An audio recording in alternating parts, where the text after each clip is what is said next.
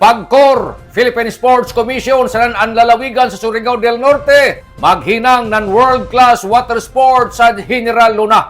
Ini amoy tagluwatan na pamahayag ni Provincial Governor Lyndon Barbers Kumanbuntag. Laong nida, sa wakas, klaro na gayud karadyaw ang direksyon para sa Siargao. Pinaagi sa pagpanagiusa sanan ang Philippines Amusement and Gaming Corporation kon PAGCOR, tanan ang Philippine Sports Commission kon PSC. Mag-upgrade na gayud nato ang General Luna Convention Center ngadto sa world-class water sports training facilities para sa surfing, coastal rowing, beach sprint sanan iban pa na sports games. Dako gayud karadyaw ang pasalamat ni Governor Lyndon Barbers sa ato presidente Ferdinand R. Marcos Jr. sanan siyempre sa PSC chairman nga si Pato Gregorio sa ila suporta sanan pagsalig. Ini nagkausaban dili ini kuhaon sa ato lokal na pondo, taghanapan gayud ni Provincial Governor Lyndon Barbers ng sakto na pamaagi para makuha ang suporta ng national government para sa ato isla. Dili ra ini para sa ato mga atleta kundi para sa kaugmaon ng isla ng Siargao. Mas lig-on na sports development,